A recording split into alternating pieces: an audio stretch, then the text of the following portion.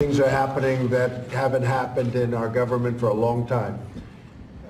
The other night, as you know, we had a vote on border security, and I think we want to discuss this just for a second. But the House of Representatives voted 217 to 185, approving strong border security and the money necessary to take care of the barrier, wall, or steel slats, whatever you want to call it. It's all the same. It was a tremendous evening for the Republicans, to be honest with you, because the level of spirit, the level of happiness, a lot of people came out. They said they have never seen, one man in particular, he's been there for over 20 years, he said, I've never seen spirit or enthusiasm like this. They came from all parts of the country. A couple of them came from other parts outside, so I say all parts of the world, in order to vote. And they voted, and it was an incredible vote. And we were told that you would never get the House to vote. Well, we were able to get the House to vote. And it wasn't that we did it, they did it. They were incredible. So I want to thank, in this case, House Republicans, because what they did was rather incredible. And now the Senate is looking at it. We just had a meeting with some of our great senator Republicans, and lasted for a long time. Tremendous enthusiasm for border security. And I think I can speak for them very strongly when I say they want to see something happen on border security. They want the security of safety. They want safety for our country. Drugs are pouring in, and we've done an incredible job considering we have no barrier. But drugs are pouring into our country. Human trafficking is at the all-time worst in history because of the internet. And the human trafficking problem is a problem that has gone on through the ages, but it's never been worse because of the internet all over the world. This isn't the United States, this is all over the world. So we need border security, and the Republicans in the Senate, as you know, are taking it up today. And it's really up to the Democrats, totally up to the Democrats as to whether or not we have a shutdown. It's possible that we'll have a shutdown. I would say the chances are probably very good, because I don't think Democrats care so much about maybe this issue, but this is a very big issue. It's an issue of crime. It's an issue of safety. It's an issue of least importantly, dollars. Spend $285 billion a year on illegal immigration. We have to finally do it. The wall will pay for itself on a monthly basis. I mean, literally every month it pays for itself. So we're talking about small amounts of money. Think of it, we approved, and we got good Democrat support. Military last year, $700 billion. Recently, $716 billion for the military. And here we're talking about $5 billion. So it's a tiny fraction, but unfortunately, they've devoted their lives to making sure it doesn't happen. And that wasn't for what should happen, that was for political reasons. So we are going to be working very hard to get something passed in the Senate. There's a very good chance it won't get passed. It's up to the Democrats. So it's really the Democrat shutdown, because we've done our thing. When Nancy Pelosi said you'll never get the votes in the House, we got them, and we got them by a big margin, 217 to 185. So now it's up to the Democrats as to whether or not we have a shutdown tonight. I hope we don't, but we're totally prepared for a very long shutdown. And this is our only chance that we'll ever have, in our opinion, because of the world and the way it breaks out, to get great border security. Ronald Reagan tried many years ago, got a note from a member of his family, many years ago, tried to get a wall. And he fought for a long time during his entire term, and he was never able to get a wall. And I consider him to be a great president. He knew what he was doing. We are going to, one way or the other, we're going to get a wall, we're going to get a barrier, we're going to get anything you want to name it. You can name it anything you want.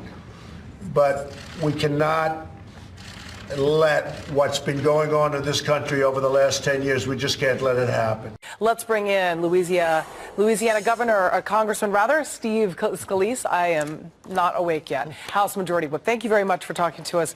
All right, so first of all, let's just talk about the Democrats, how hard they will push against this. Because as we know, Senators Nancy Pelosi, Chuck Schumer, they have made it clear they are not funding this wall under no circumstances, which explains why the president this morning on Twitter has called for a nuclear option to ram border wall funding through the Senate. Here's his tweet, basically calling on the Senate to change the rules so Republicans can pass through the bill, writing, Mitch, use the nuclear option and get it done. Our country is counting on you.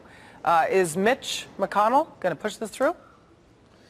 Well, Julie, good morning. First of all, I think some of those same Democrats that you're saying that are saying there's no way they'll get it passed, they were the same people that were saying there was no way we would get it passed in the House last night. So I think there's something really important about the weight of the American people pushing on this issue and President Trump continuing to fight to keep America safe. And that's really what this fight is about. Chuck Schumer voted to have a wall years ago. So this isn't about whether or not we should keep America safe. Some of those Democrats that you're talking about just don't want to see President Trump get a win. And the American people see through this. They want a secure border. They elected President Trump in large part because of his promise to keep this country safe. Let's follow through on it. Let's see them put the votes up or at least start negotiating. Last night, with the huge vote we put up, 217 to 185 in the House, we gave President Trump tremendous leverage in this negotiation to keep America safe. So the Department of Homeland Security, I want to talk about the funding, if they were to get the $5.7 billion. Homeland Security estimates this border wall would cost about $21 billion. There was an MIT study a few months ago that estimated the cost could actually double that. So even if the $5.7 billion did pass, where does the remaining $15 billion come from? Well, that's over years, but what President Trump has said is in the next year, he needs about $5 billion to build the wall and to use technology and other things. One of the things you've got to look at that we put in our bill yesterday, there are prohibitions in law today that tell the president where he can and can't build the wall. They tell the president in law what he can and can't use to build the wall. So President Trump knows there are much more efficient ways to build an even stronger wall that cost a lot less money, and yet, ironically, in a bizarre Washington twist, he's blocked in law from using those smarter, better ways to build wall. We took that out. We removed all of those prohibitions, so we let the president build the wall in the best, most cost-effective way for this country, saving billions of dollars as well. All of that was in the bill. Let's let now the Senate and these Democrats in Washington that used to be for a wall until President Trump wanted it. Now let's start a negotiation where President Trump has real leverage. They walked into the White House last week and said the president won't get the votes in the House. The president just put up a huge vote on the scoreboard yesterday working with us. Okay, regarding the nuclear option, that's basically the big question on the table right now. I want to play Sarah Sanders, a clip from her interview on Fox and Friends this morning, recommending just that. Listen. They should. This is such an important issue, and it's something that all of America wants to see happen. And frankly, Americans want to be protected. The Senate has a constitutional duty and a constitutional authority to actually protect our country. We can't be a sovereign country if we don't have borders and we don't have protection of American citizens. And so we hope that they'll step up and do their jobs. So by the Trump administration calling for a nuclear option, they're calling for the Senate essentially to change the rules, which means only a simple majority is needed instead of the usual 60-vote threshold to advance legislation to a final vote. We know Democrats are going to object to this. Could there be a compromise like you sort of alluded to moments ago? Well, let's see if they can start negotiating in good faith. I think a lot of those folks in the Senate didn't want to negotiate because they didn't think the House would pass this bill. But now we've done that. They are going to have to confront this issue that the rest of the country's already been recognizing Washington needs to confront. We've got problems at our border. We're a generous nation on immigration. But look, every day the Department of Homeland Security stops really bad people from coming over, bringing drugs into our country, human trafficking. Last year, ICE agents alone saved over 900 kids from human trafficking in this country. things that are happening at the border. We need to keep it safe. Let's have a real negotiation. Now President Trump has even more leverage in that negotiation because the House proved we can get it done. Let's see the Senate figure out every tool they have to go and try to figure out how to get this done as well, get that bill on the president's desk. There have been studies that walls work. You talk about, children being illegally crossed across the border and trafficked, and that is why, one of the many reasons why this wall is needed, according to the Trump administration. But there's also another bump in the road, and that's the hundreds of miles that are privately owned by farmers along the Texas border. And there's dozens of lawsuits. They're going to cost millions of dollars, millions upon millions of dollars to settle before wall construction could even begin. Where does the money come from to settle these cases? Because this isn't something new. This has been going on for decades, these lawsuits. Well, and all of that needs to be confronted, but that's one of the reasons why people just said, well, it's going to be just too tough to get it done, so they never did it. It's time to finally take that on. And you have a president who is a builder. Look, President Trump, more than anybody, knows how to get things done and how to build things. And there's always going to be somebody standing in your way saying, well, there's some environmentalist group that's going to file a lawsuit. Well, you know what? We usually win those lawsuits, but you have to actually go and take them on. And nobody took them on because they just said, well, it's going to be too tough.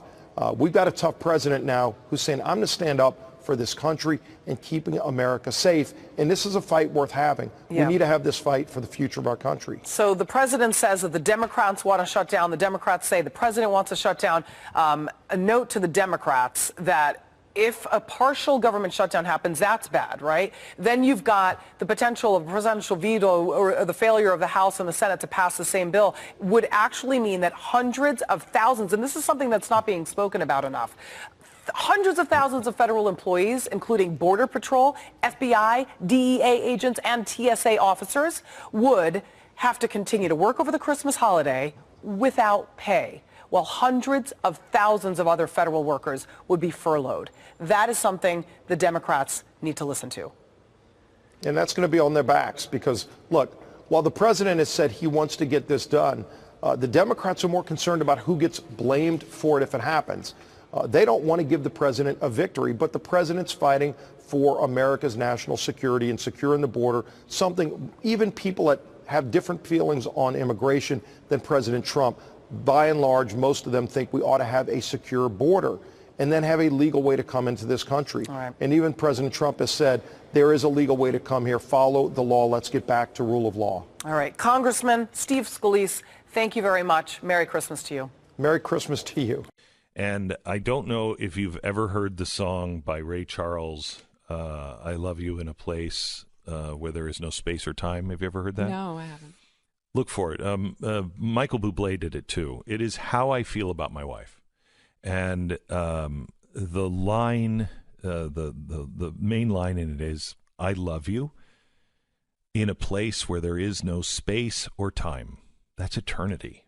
That is heaven. And in my faith, we believe that you can be married civilly, and that is till death do you part, but you can also be joined together forever through all eternity. Tanya and I were married civilly first, and then a year later, we were married eternally. And I will tell you that we took it very seriously when we got married civilly. But when we got married eternally and took it seriously, really we believe we will be together through all time. And it changes everything. It deepens everything. Just like marriage deepens, when you go the extra step and say, we will never be apart, and you bind yourselves together with God, I will tell you that you start having conversations. It was so strange. And it wasn't in a bad way or anything else. It just happened to both of us. We got back, and within a week, we were both saying, okay, I got to talk to you about something because this kind of drives me nuts. And it was just because you're starting to think, if I'm going to be with you for all time, I'm going to lose my mind. And it changes and deepens your relationship so much. I urge you to consider just at least thinking about your marriage as eternal. Yeah. That it doesn't end when you die. I agree. Yeah, already there. Yeah. Yeah, that's good. Great. I don't know if you know the song Cheap Ass Weave by Cardi B. But it really delves into some important. Maybe we'll talk about it off the air. Yeah, okay. All right. Yeah, that's an important issue. Jerk. Before you leave. Thank you. You've cheapened it with that and the cat sweater that lights up. But other than that, we're good. Merry Christmas, guys. Thank Merry you. Christmas. God Merry bless. Christmas. Yeah. Congratulations.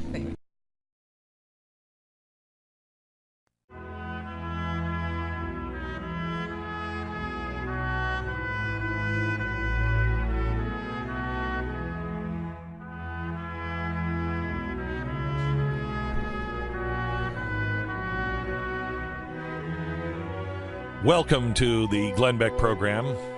Last broadcast for me until the holidays pass, and it was kind of a cool way to. Didn't expect them to come in and do that. That was very cool. Yeah. Seeing Sarah Gonzalez, she's getting married, host of News and Why It Matters. Yeah.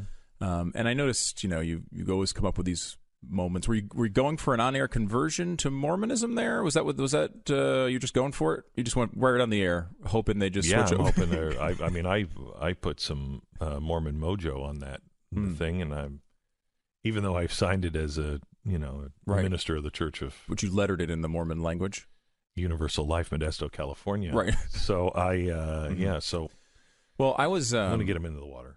I noticed you went for some spiritual moment and you sort of dismissed mine. And you do this all you're the time. talking about the song? You do this all the time. I'm sick of kind of being, I'm always the butt of your jokes. Yeah. And I'm always The laughing stock. The laughing stock and Right, the whipping the boy. victim here. The victim, I'm yeah. the victim. Sure And you are. Yeah. I have a lot to offer spiritually, and I never get to do that. on the show. Yeah, I mean, I thought your what was the song that you recommended? Cheap Ass Weave by yeah, Cardi Cheap B. Ass. See, I recommended a song for you. I don't know the words of that one, but I mean, I think the I don't know the lyrics- words of Cheap Ass Weave either. Really, Yeah. you've never. And this is a spiritually uplifting. Oh, I think so. All right. I think so. Okay. Do you have Sure. the lyrics? Would you like to hear some? Sure. While you're doing that, I'll look up the lyrics. We could just maybe go back and forth, and we can compare. Okay. Compare and go ahead. contrast. Yeah, go ahead. Don't even take no-mo selfies. That weave doesn't even deserve any pictures. Like, where did you buy that S? Who really acknowledged it? What made you feel that you would be lit if you went and copped that S? Think about that.